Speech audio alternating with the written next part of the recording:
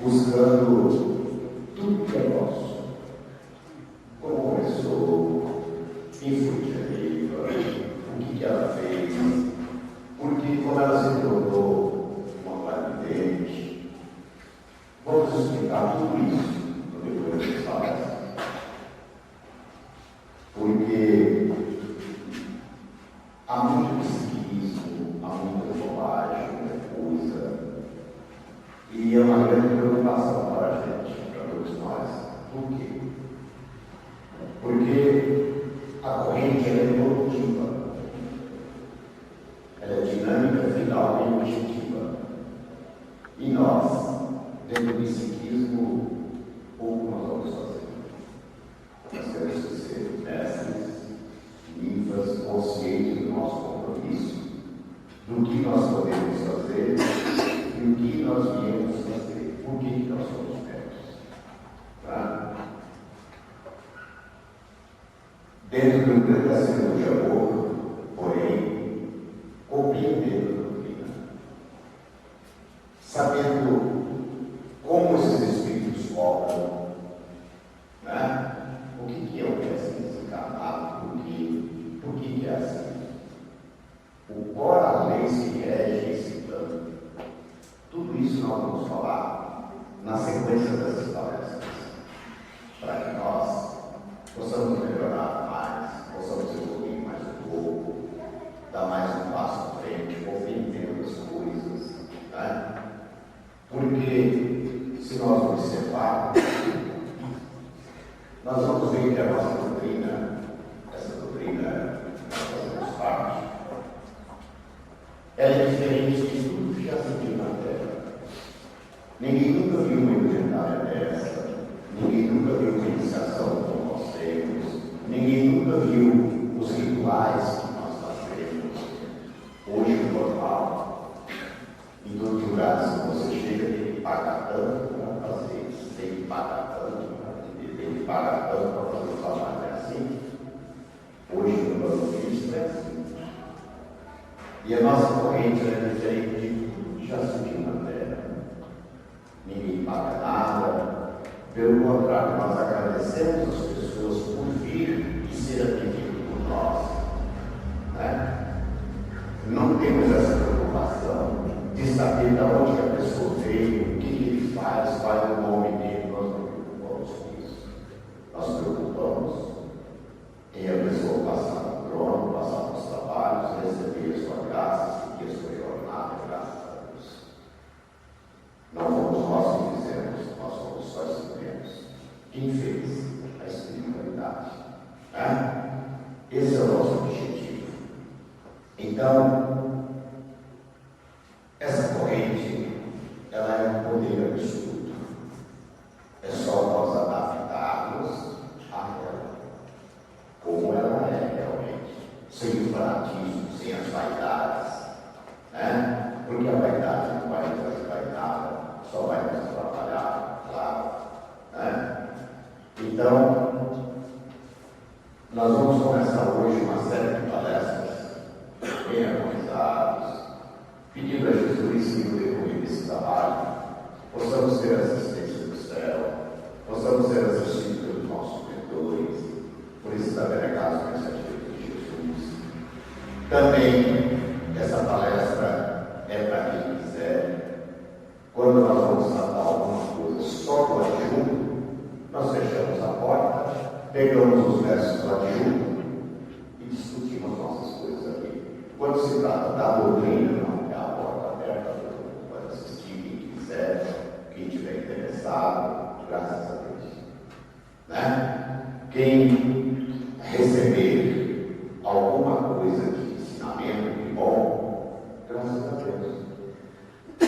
Aquele que achar que a palestra foi fraca, não quiser vir, não venha, né? Não é percurso dele, graças a Deus, né? Salve Deus.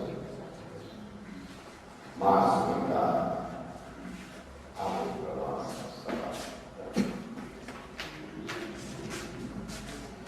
Vamos voltar novamente aos nossos ministros, nossos cavaleiros, as nossas igrejas missionárias, pedindo a Jesus assistência no decorrer desse trabalho. Salve. Ó Jesus, ó Senhor, meu Pai, que te fala sobre Jaguar Jesus, da família de sublimação, povo de Maria, comandante do adjunto Jonathan, mestre José Luiz, vindo do sétimo raio, na ordem do ministro de Madame, na linha do mestre Caldeira, sétimo raio de geração marcando os anos 2000. Eu trino solitário Miramar, adjunto Gerundo, Patrícia do herdeiro Triada Pásios, a adjuração Rama 2000 F. Márcio Antônio, regente do adjunto de Madame, como os poderes do aluno, na linha deles amanhecer, tenho meu Deus e ministro o Batalá, que ele rege e me guarda no caminho desta jornada. Acabo de receber de Deus Pai Todo-Poderoso, na minha legião, o divino universo do futuro universal, das três forças ligadas aos poderes deste amanhecer. Subi ao reino de Brema e estou na continuação desta jornada para o terceiro milênio. Repite Jesus, deixe que as forças se desloquem até o meu plexo. Sou um cavaleiro verde, cavaleiro especial.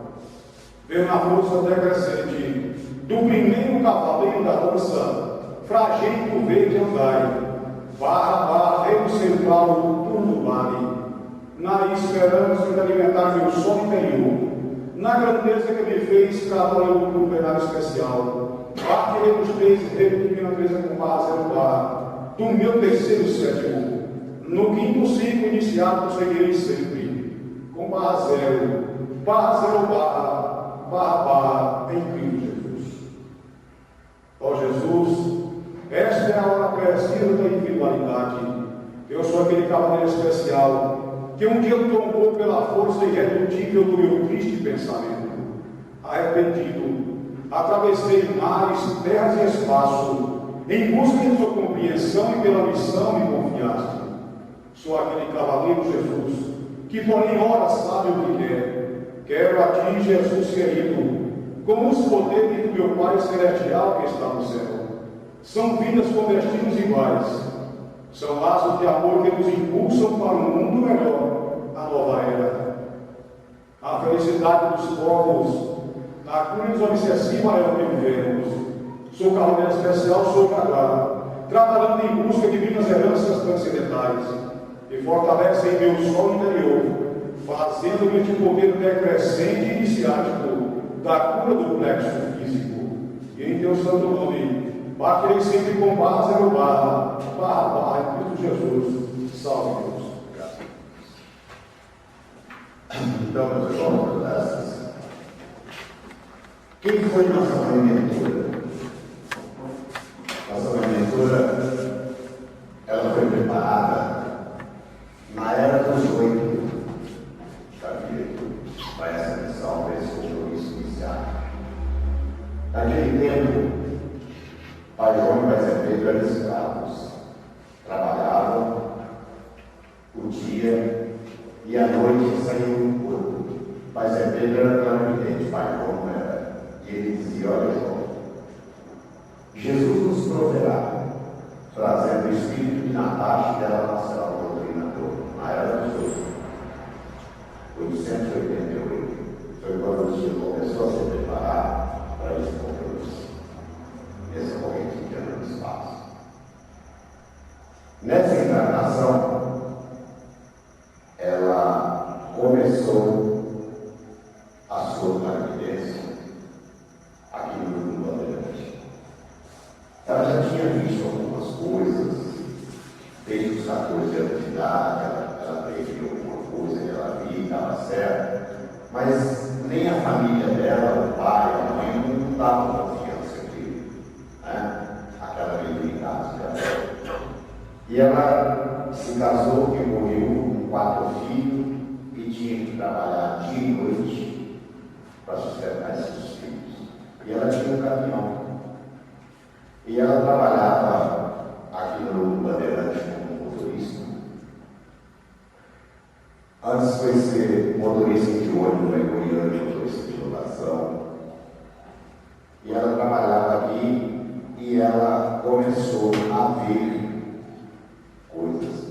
Quando ela estava puxando pedra daqui do Paraná para o Congresso, tinha uma velhinha que chamava Adelina, que ela era aleijada, vivia numa cadeira de roda, e eu apresentava para ela.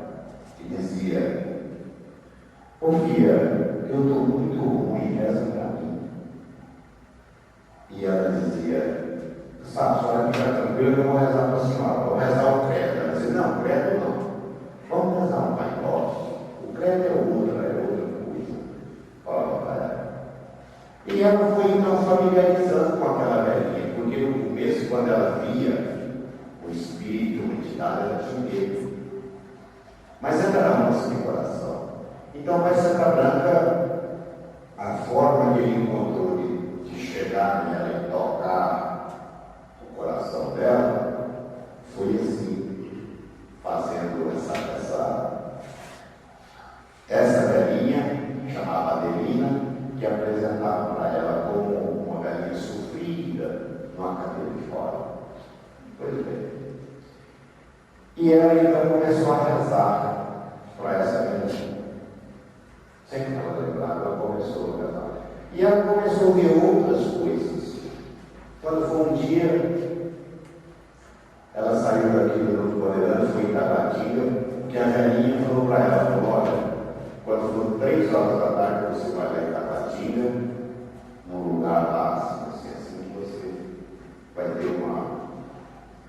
vai ter uma surpresa. E lá, quando ela lembra que ela chegou, parou o caminhão, estacionou e entrou numa casa. Quando ela voltou assim, era 9 horas da noite. E as pessoas diziam: a senhora me curou, graças a Deus, não sei o quê, eu estou curada. E ela falou: meu Deus do céu, esse povo está doido. Aí foi para casa. Quando ela chegou em casa, os colegas dela, motorista, diziam: olha, chamavam ela de baiana. Olha, Baiana, você, devido ao seu trabalho, a sua grande preocupação, a sua luta, você está com estafa, você está cansada, você está com a mente complicada. Procura um psicólogo, procura uma pessoa assim que vai te ajudar, né? E ela então começou a ir num lugar, em outro, ia onde ela sabia que tinha alguém que poderia ajudá-la, ela ia, né? E o pensamento dela era o seguinte: meu Deus, eu com esses 4 filhos para dar alguém comigo, para cuidar. Se eu ficar doente, perder o juízo, como é que eles vão ficar? A preocupação dela é essa. Então, ela foi no terreiro, lá em Lusiânia, perto de Lusiânia, tinha um senhor lá, tinha um terreiro, e o Beto levou ela lá. Quando ela chegou, o homem estava lá incorporado com o Exu, e ela foi e ajoelhou lá junto com o Exu também, incorporado também, e aí para Santa Branca conversou com o Exu aproximadamente uns 30 minutos. E subiu, o Exu também subiu, e nunca mais o homem incorporou. Mentalizado, fundia a cabeça, não conseguia incorporar. Aí ela falava: está vendo, meu filho? Nós vamos lá trabalhar o trabalho do homem, né? Não está certo. Vamos sair disso, não está certo. E ela começou então a luta dela, o desespero, porque ninguém explicava para ela o que era aquilo. O que era aquilo. Ela encontra uma senhora que era espírita, que chamava-se Mãe Neném. E foram lá para a Serra do Ouro. Não, Mãe Neném, não porque você é uma grande média e tal, e você vai fazer muita coisa e tal, vamos lá para a Serra do Ouro, e lá, aí nasce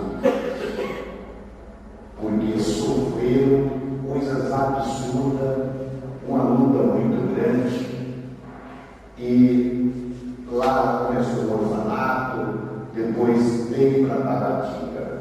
Chegou em Taguatinga, onde é hoje o HRT, ali o hospital distrital, Taguatinga. Tinha 2 lotes ali que eram eles. E ela começou então ali a atender as pessoas, a dar consulta. Quando ela incorporava a Paz Santa Branca, ela o chamava de guerreiro do Pinamar. Falava para ela. Então, e ele falava para ela, falava assim, ó filha, não vai mexer nisso não, né? Para cuidar da sua vida, isso é muito difícil. E ela, quando ela mudava a sincronia, ela tinha um monte de gente assim, de branco, cantando manhante. Aí ela falou para o pai, falou, não, pai, eu vou alcançar essa missão. Ele disse, então terá tudo do céu a seu favor. Mas deixou livre-arbítrio dela. Começou aí então a jornada de dia. Atendendo as pessoas, sempre na lei do amor, na lei do auxílio, tudo que ela tinha acabou. Acabou. Ela, de lá, ela veio para cá, para estudar distante, aqui se instalou e começou aí a grande jornada dela. Paz Santa Branca, esse espírito vital de um poder infinito, esse grande mago do Evangelho, que tem esse compromisso imenso nessa doutrina, o objetivo dele era fazer um mestrado. E nós começamos então nessa grande tarefa mediúnica. Paz Santa Branca, ele, depois dessa velhinha Adelina, veio se saber que era mulher. Que foi também em uma encarnação da época de Jesus, Manhara, ela viu a mãe doente e soube que Jesus estava na cidade. Aí ela foi lá para falar com Jesus. E a mãe dela disse que quando ela não conseguiu falar com Jesus, quando ela chegou em casa, a mãe estava curada. Aí a mãe dela disse, graças a Deus, você viu Jesus? Ela disse, não, vi, mas não pude falar com ele. Sabe, mas eu estou curada e tal, né? É a mesma Adelina, é a mesma mulher, nossa, é a mesma pessoa, encarnações que vem nesse mundo de Deus. Fundou a União Franciscana com o padre lá na Itália. Ele era Francisco de Assis. Ele fundou a União Franciscana e Manhara fundou as Claras de Assis. Sempre eles foram espíritos afins, mas nunca tiveram nada. Eles vieram se encontrar em Machu Picchu, na divisa do Peru. Ele tinha uma tribo ali de 800 filhos. E os espanhóis vinham tomando aquela região, desapegando aqueles índios e tomando aquela região, até chegou ali. E ele, aqueles índios, aqueles chefes deles, prepararam uma lança, um veneno especial, que era para lutar. Agora ninguém sabe como é que era essa luta, porque os espanhóis armados e os índios de flecha, né? Fizeram aquela lança especial para ele de marfim, e ele aí recebeu o nome de Seta Branca, exatamente por isso. E ele passou para o lado dos espanhóis e conversou com aqueles espanhóis aproximadamente uma meia hora aproximada. E os espanhóis disseram: quem mexer com esses índios tem que nos matar primeiro. E foi embora e deixou ele com a tribo dele em Machu Picchu, na divisa do Peru. Daí os tempos, eles viveram ali, daí os tempos, ele é mordido por uma cobra. E ele queimando em febre na tapa dele lá. Eles tiveram uma filha, uma única filha, de todas as encarnações, eles tiveram uma única filha chamada Virgem do Pinamar. Um índio de uma outra tribo fugiu com a filha dele. E os índios dele, os caciques dele, foram atrás, pegaram os dois e queimaram uma caída de fogo. Queimaram ela viva, ela e o índio que fugiu com ela. E ele queimando o inferno na tábua dele lá, dada a mordida daquela serpente, ele queimando o inferno, ele via aquele quadro, mas ele não sabia distinguir se era da fé ou se aquilo estava acontecendo realmente. Então, mas estava acontecendo na realidade. E essa igreja em Tupinambá é dessa falange que hoje nós chamamos de Tupinambá. Por isso que o pai pediu que tivesse a foto dele no documentário. E está servindo hoje no amanhecer desse mestrado em Cristo Jesus. Essa é a história da Virgem de Tupinambá, filha de Pai Santo. Tá bem. Daí, ele, segundo ele, dessa passagem, ele foi para os encantados. Ele resgatou toda a dívida na terra, foi para os mundos encantados e prometeu formar na terra uma estrada. Tianica já passou a preparação, chegou aqui, então começou as incorporações dela nessa terra. Conforme ela foi fazendo as suas conquistas, o que é a conquista? A conquista, nós também conquistamos. Nós começamos o nosso desenvolvimento, vamos trabalhando no nosso dia a dia, vamos buscando, vamos realizando, vamos passando para os espíritos.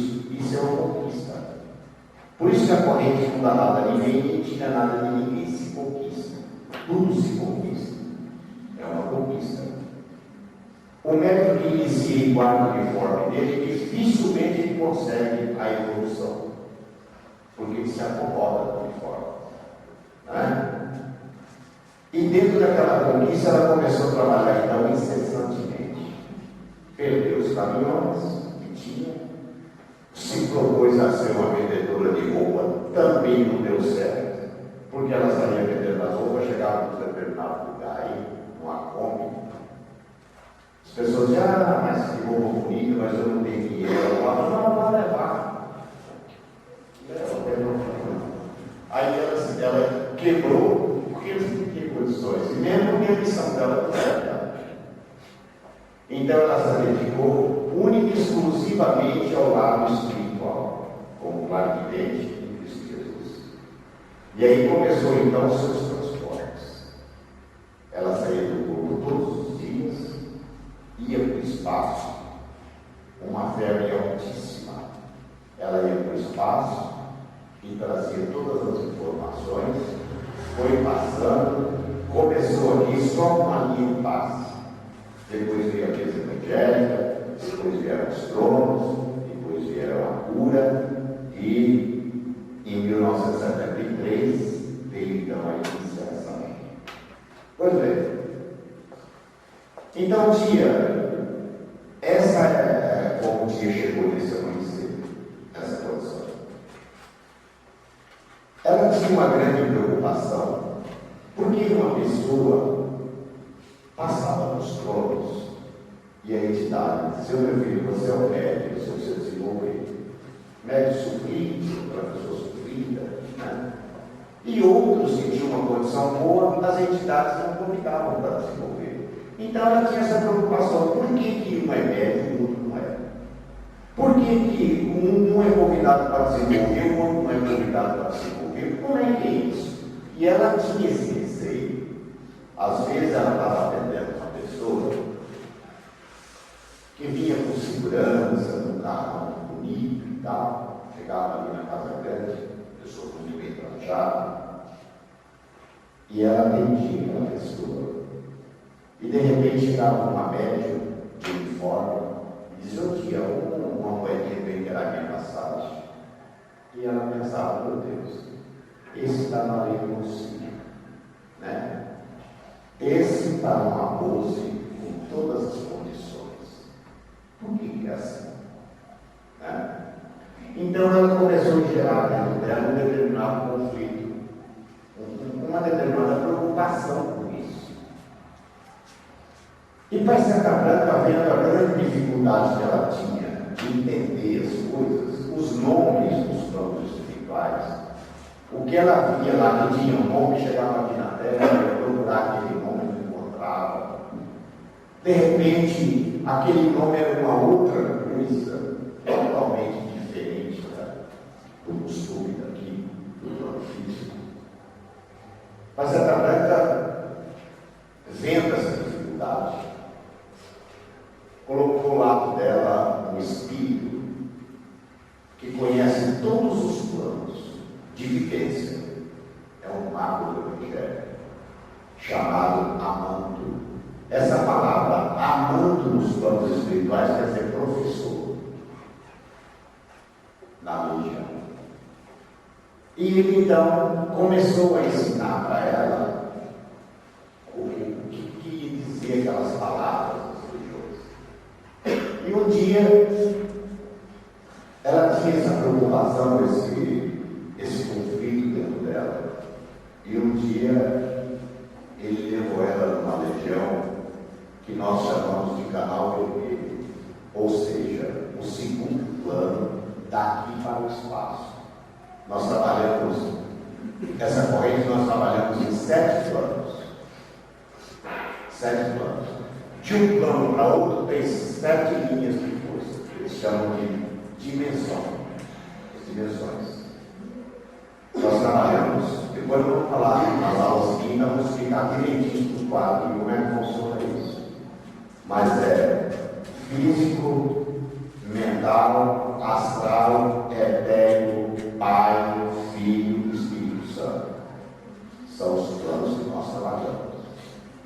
Inclusive, quando nós emitimos o limite, Jesus, desde que as coisas se deslocem até o reflexo, nós vamos no último plano, aonde nós temos um compromisso de Deus.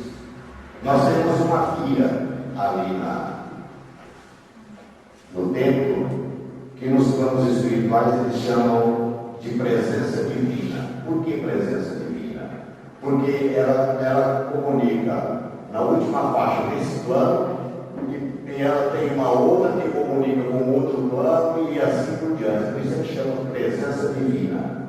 Por isso que começa a fazer corrente mestra ali na filha. Por que as consagrações é na filha? Por que para fazer a preparação é na filha? Exatamente por isso.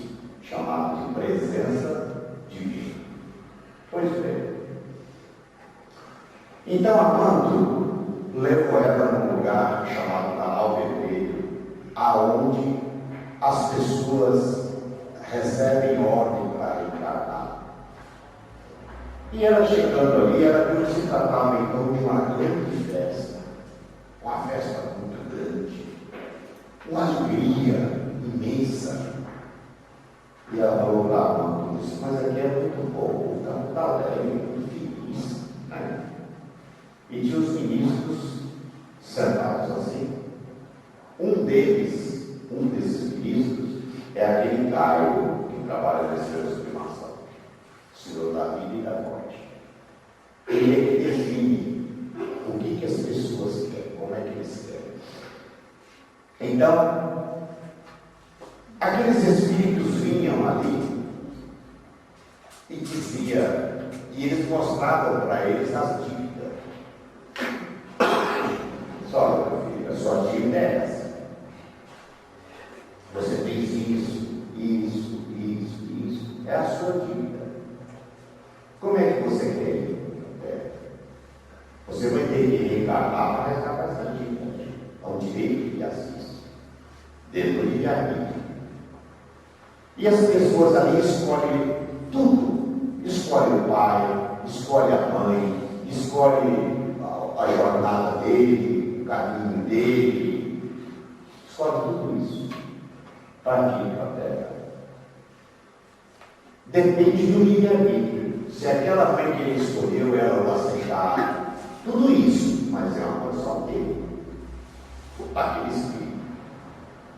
E a gente ficou olhando aquilo e vendo, meu Deus, como é que funciona isso? E ela se preocupou quando chegou um espírito que tinha matado o pai matado a mãe e o irmão envenenado. E eles mostraram para ele aquela dívida. Aí ele disse: eu quero, para mim resgatar essa dívida, eu quero ir cego dos 2 olhos e arrastar pelo plano físico durante 70 anos.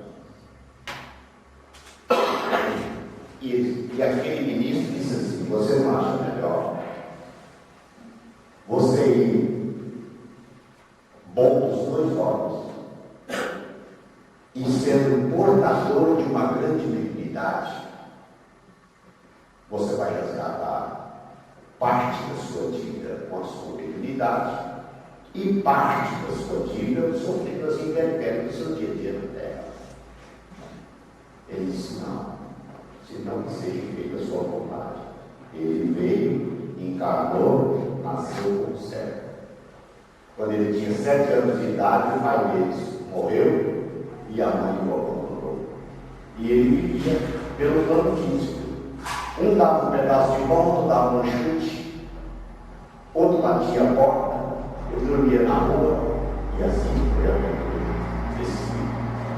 Pois bem,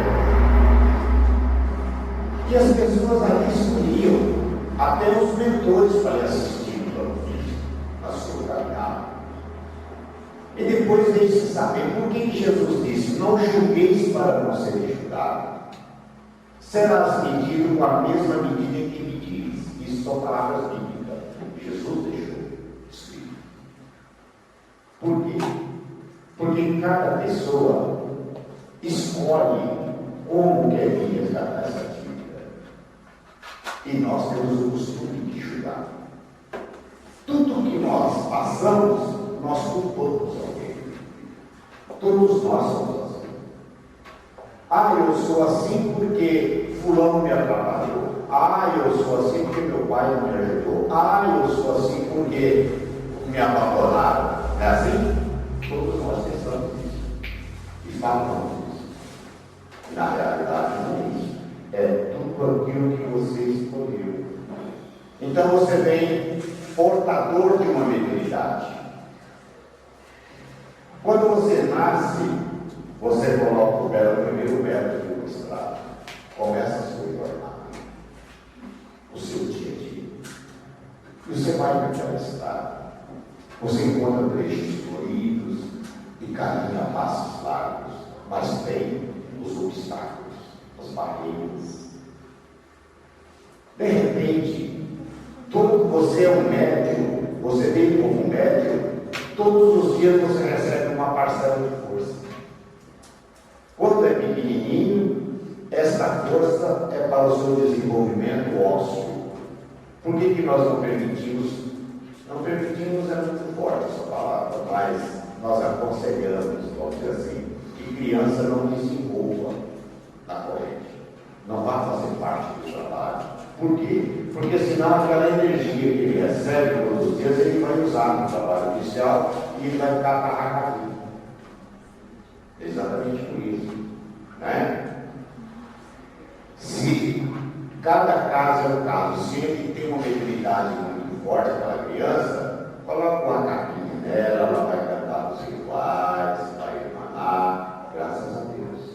Mas nunca trabalhar espiritual, porque a energia que ele recebe é para o desenvolvimento ósseo. É importante isso. Pois bem. Aí você começa a sua jornada na Terra. Você vai recebendo aquela energia. Terminou a formação do seu desenvolvimento ósseo, aquela energia começa a te fazer mal. A sua vida não se acerta, as suas coisas, você faz dar errado, é o lado físico, provoca os 3 reinos de nossa natureza, né? E de repente você vem, passa ali no trono, daquele, aquele delegado mensageiro ali incorporado, liga para você e diz: seu filho, você é um médico, você precisa desenvolver a sua mediunidade. Nunca diz quem tem que desenvolver, se você precisa desenvolver. Você é um médico, né? Mas deixa o livre-arbítrio. Por quê? Porque condição de encarnar na Terra sem que ele fosse tirado do livre-arbítrio. O preto velho também não pode tirar o livre-arbítrio. Meu filho, você precisa desenvolver, mas não diz que ele tem que desenvolver. Não. Né? A pessoa começa a desenvolver, enquanto ele está em desenvolvimento, ele recebe um adiantamento da espiritualidade. Quando ele faz a iniciação dele e tem o registro do céu, é a hora dele resgatar isso, esse pagamento. Né? Então, ela foi ver como é que se processava isso. Aquela mãe que aquele espírito escolheu, quando ela estiver grávida aos 3 meses de gravidez, aquele espírito está ali, quando ele escolhe aquela mãe, escolhe os mentores, acerta a situação dele, ele vai para um lugar chamado sono cultural. No sono cultural, ele fica um tempo que equivale a 11 meses. Quando aquela mãe estiver grávida, aos 3 meses de gravidez, ele sai do sono cultural, passa pelo lugar que a tia chamava de mundinhos. Mundinhos. Apanha a centelha divina e vem para ligar o espírito ao teto do vento da mãe. Chama-se energia extra-etérica. A partir dali, ele tem então 7 forças. A pessoa pode ser totalmente louco, mas ele tem uma força positiva. Ele pode ter 6 forças em desarmonia e uma força positiva. Essa força positiva é qual? É a extra-etérica, que o espírito altera no vento da mãe. Se aquela mãe o aceitar, graças a Deus, ele vai começar a jornada dele na Terra. Se aquela mãe não o aceitar, é o problema dele, foi a mãe que ele escolheu. Então a tia viu um espírito que chorava desatinadamente num canto. E ela perguntou para a mãe: isso aqui é um lugar onde tem tanto amor, tanta dedicação, por que aquele espírito reclama e chora daquele jeito? Assim, é porque a mãe que ele escolheu não o aceitou. Aí ela disse assim: mas não tem um jeito? Disse: não, foi a mãe que ele escolheu.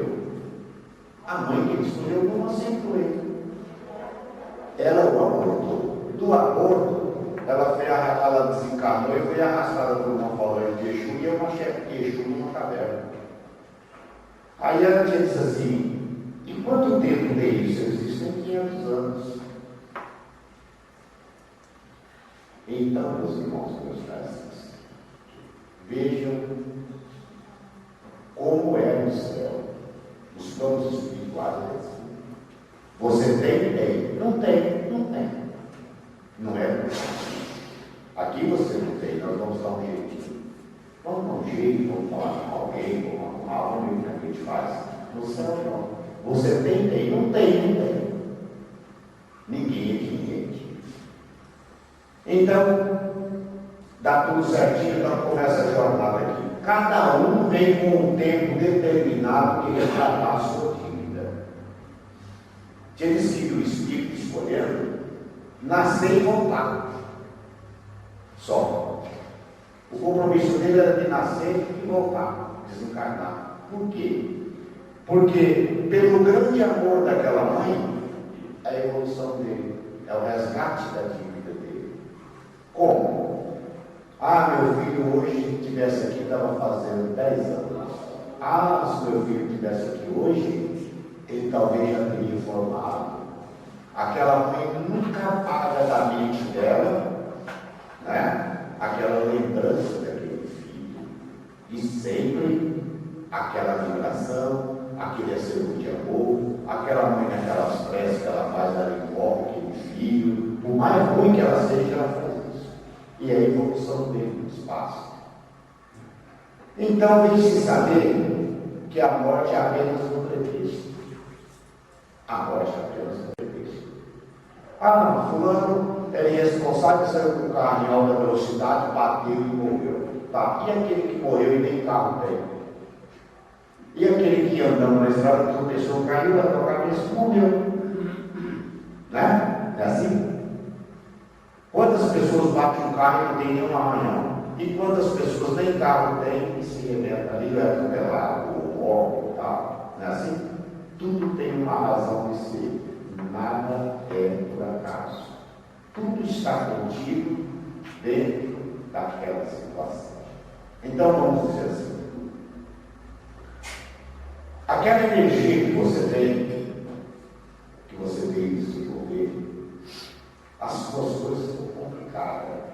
Um problema de saúde, um problema na vida material, os seus caminhos, enfim, uma série de coisas. Quando você começa a desenvolver, você começa a usar aquela energia na linha. As suas coisas começam a se acertar, se posicionar, porque nós temos algo chamado os 3 reinos de nossa natureza. O que é os 3 reinos de nossa natureza? Quem é você? Você é um ser humano, né? Que tem um corpo físico, uma alma e um espírito. O espírito é transcendente, é de outras encarnações. A alma é o pensamento e o corpo físico é dessa encarnação, é você.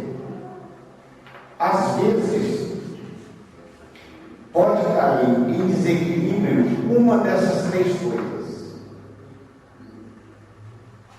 Vamos dizer assim. Você pode ter uma deficiência no físico. O seu físico não está bom, mas o seu espírito e o pensamento está perfeito. Não é? Mas o seu físico não está bom. Tá? Um dos reinos da natureza está deficiente. É assim? Você pode estar o físico bom, o físico pode estar bom. O espírito bem, que é o espírito que rege esse corpo físico, mas a mente não. A mente está enferma, vamos dizer assim. Por quê? Então tem uma coisa que eles chamam de esquizofrenia. O que é esquizofrenia? São 25 tipos de esquizofrenia. E a pior delas é a chamada esquizofrenia de Horus. Essa esquizofrenia, vamos dizer assim, a pessoa teve uma encarnação, um tempo, e num espaço de tempo curto ele teve outra encarnação. Ele vem com aquela lembrança, ele começa a desenvolver, começa a trabalhar e tal, mas ele tem sempre aquela lembrança. É a verdade que está dentro dele, é o ego dele. Tem pessoas que não é nada na vida, mas ele diz que é um médico. E para ele é um médico, realmente. Todo mundo sabe que ele não é, menos ele. Para ele é a verdade dele, ele acha que é um médico, ele acha que é um policial, ele acha que é uma pessoa importante. Todo mundo sabe que ele não tem nada disso, mas para ele tem, para ele acha que ele é. Essa é uma esquizofrenia chamada esquizofrenia de Horus, quer dizer, o espírito transcendente que ocupa esse corpo, o pensamento está bom, mas o espírito tem essa dificuldade. Então, mestres, nós temos tudo isso aqui a nosso favor. É só saber trabalhar, mestres, sem o psiquismo, sem a vaidade, sem a frustração, um equilíbrio, né? Para que nós possamos ultrapassar isso. Pois é. Então, esse é o lado mediúnico de cada um. Depois, em outras palestras, nós vamos falar o que se passa no desenvolvimento. A palavra desenvolver, o que quer dizer isso? É aprender a controlar esse fenômeno mediúnico chamado mediunidade. Nossa mentora, ela incorporava inconsciente. Por quê? Porque a mediunidade, nós não damos mediunidade a ninguém, nem tiramos mediunidade de ninguém. cada um é o que é. Isso é um dom de Deus, é dado por Deus. Quando você escolheu encarnar lá no Nova Vermelho, você veio portador de uma mediunidade para trabalhar a lei do amor, na lei do auxílio. Você já recebeu essa mediunidade, esse dom mediúnico. Uns é mais, outros é menos. Uns têm a mediunidade de psicografia, que para nós não tem validade. Outro tem a mediunidade de, vamos dizer assim, o senso sutil. Vamos dizer assim, é o médium que eles chamam, é chamado de efeito físico. Certo? São mediunidades diferenciadas. Ninguém sabe quem tem mais e ninguém sabe quem tem menos. Sabemos que somos médiuns, mas ninguém pode medir a mediunidade de ninguém. Claro, de ninguém, das pessoas, ninguém pode medir, porque é um dom de Deus. Não foi nada do homem da terra. Né? Quando um dia ela começou as incorporações dela, ela sofreu muito. Por que ela sofreu muito? Porque ela não tinha um estudo, ela não tinha nada. Então ela aprendeu sofrendo, através de testes, de uma série de coisas. Ela incorporava. Quando ela terminava, a entidade subia, ela tinha preocupação: o que aconteceu? Quem que me procurou? O que houve? Eu fiz algum escândalo? Eu me modifiquei? Ela tinha essa preocupação, porque ela nunca teve estudo. O estudo dela são os próprios mentores. E ela incorporava no consciente. Quando ela foi assumir a corrente indiana do espaço, essa corrente de Tapi, corrente branca do Oriente Maior, e assumir esse compromisso, na mesa redonda do Grande Oriente do Oxalá, ela disse: eu assumo, desde que nenhum médium meu de incorporação incorpore inconsciente, para não sofrer o que eu sofri. Nenhum médium incorpora inconsciente. É sim inconsciente. Como é que se processa isso? Vamos ver. Você é uma pessoa normal. Você se harmoniza, se harmoniza, vai para o trono, se harmoniza ali. O doutrinador do seu lado faz um convite à entidade. Nesse instante, o seu espírito afasta aproximadamente 1,5 metro a 2 metros. E o seu mentor projeta.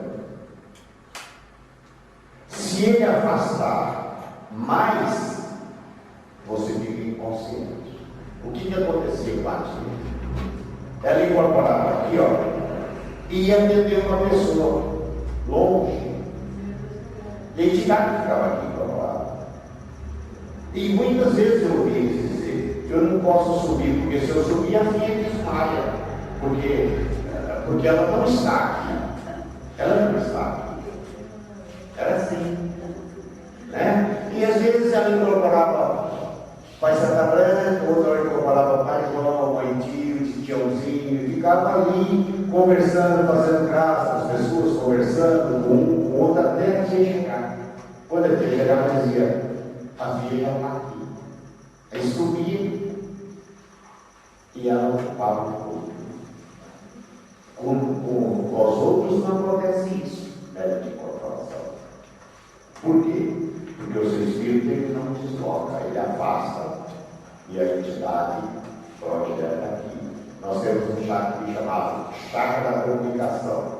Eles projetam, jogam nas suas massas cefálicas, registra aqui e vão para o chakra da comunicação e vão intuindo coisas que diz respeito à doutrina e coisas que não diz respeito à doutrina. Por exemplo, eles só vêm aqui trazendo uma palavra de amor ao coração aflito, trazendo a esperança ao ser humano, aliviando as dores daquela pessoa, passando aqueles espíritos dando àquela pessoa um ânimo, uma condição melhor. Eles não vêm aqui envolver o que você tem que fazer, o que você precisa fazer. Fora da corrente. Né? Então, você passa ali, às vezes, aqueles pacientes que são sentados ali, todos eles têm um problema. A dor não tem sobrenome, é apenas dor. Nós não sabemos qual tem um problema maior e qual tem um problema mais menor. Mas sabemos que cada um tem um problema. Senão ele não viria aqui. Uma pessoa sã, boa, não procura um médico. Quem procura um médico? É o doente. Se a pessoa está perdendo tempo para receber um passe de uma delegada administrativa desse, é porque ele está necessitado. Ele tem um problema. Ninguém sabe a gravidade desse problema, mas ele tem um problema. E a esperança dele está naquele jeito velho. Uma vez, quando a tia fez o sandário de cura, que naquele tempo eram as macas, né? O médico sentava ali, o doutrinador fazia o convite do médico de cura, o paciente deitava, tinha um lençol que cobria ali, e o doutrinador colocava a mão direita sobre o verso daquele paciente e em seguida o paciente. Quando a tia fez o sandário de cura, ela ia fazer também o sandário de trono. Atendia, parece que 120 pacientes de cada vez. Ela chegou a fazer o profecia, o esposo, como era. Pai João não permitiu. Pai João disse, não vamos fazer isso. Por quê? Ele diz assim, tem pessoas que vêm de longe, andam quilômetros e quilômetros em busca de uma palavra do preto velho. Ele vai encontrar alívio na comunicação daquele preto velho. Se nós fizermos isso, ele recebe a energia, ele recebe a cura, mas ele não está satisfeito porque ele não falou com a entidade. Então não foi feito o sandário. Foi feito os sandários lá atrás, chamado sandário de trono, que é onde incorporamos os ministros que projeta a energia nos tronos para quê? Para evitar uma coisa que nós chamamos de interferência. Por que esse nome de interferência? Esse sinalzinho de vezes que tem no estudo do aparato, quer dizer, multiplicação de planos. Ele, um aparato bem incorporado, ele pode captar vários planos e pode captar uma onda negativa. Pelo estudo do doutrinador. Ele pode captar uma onda negativa, aquele espírito entra na fonia, dá a comunicação que sai. É o que nós chamamos de interferência. Na realidade, é isso que acontece. Muitas vezes, um médium, um aparato, está ali fora conversando, rindo, andando piada, chamando, vamos trabalhar no sono, vai sair um bom trabalho? Não vai, né? É preciso se harmonizar direitinho, vai para a sala do silêncio, todos olha, ele vai mexer com vidas humanas. É algo muito sério isso. Uma comunicação mal colocada pode complicar a vida de uma pessoa. Pode levar a pessoa para o desespero. É isso?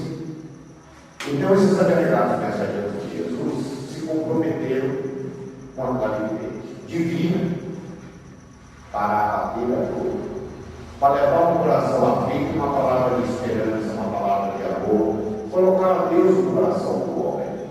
É o que Jesus da vida fez. Né? É a sua jornada. Esse é o nosso trabalho.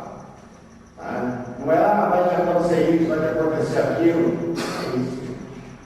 Não é isso. É colocar Deus no coração do homem, levando a harmonia. Quando a pessoa senta ali, a gente pede que ela dê o nome e a idade. O que acontece naquele instante? Aquele magnético ali, movimentado, vai certinho naquela pessoa que ela está realizando. Ele realiza um fino trabalho. É uma tática divina. É uma grandeza podemos tudo. Tá certo? Começou-se então aí o nosso trabalho. Mais para frente, nossa mãe mentora, ela veio aqui com o compromisso do doutrinador.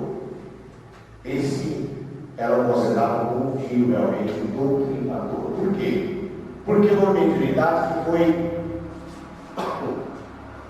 trazida por ela, foi criado por ela o doutrinador.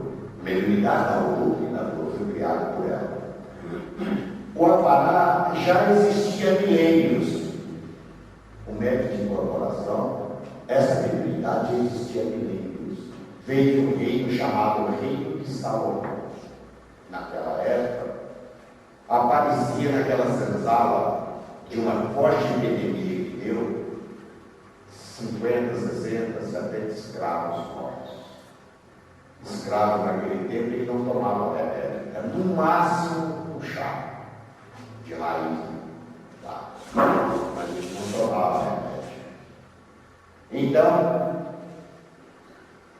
Nossa Senhora da Conceição ajoelhou desde uma senzala no reino de Salomão e disse: meu Deus, essas pessoas não são uma árvore, não são uma planta, são uma semelhança, são seres humanos, são pessoas, são espíritos, são racionais.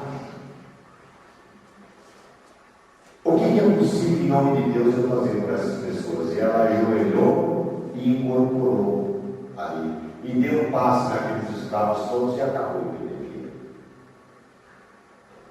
E a partir dali, ficou as pessoas vindo com a mediunidade de incorporação.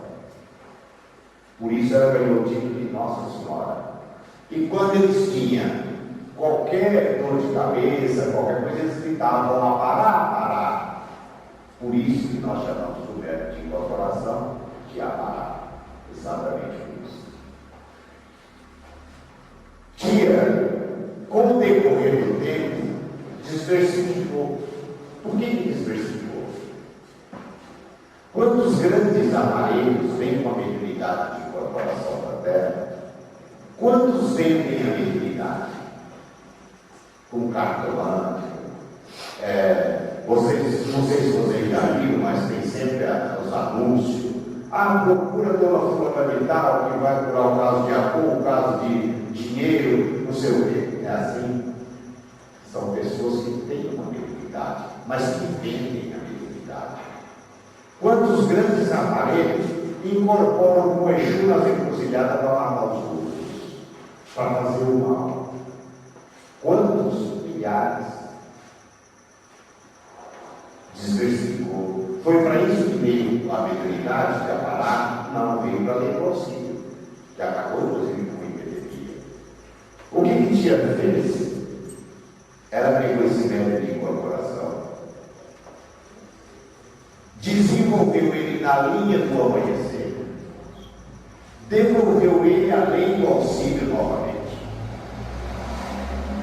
com o objetivo do que foi criado um dia,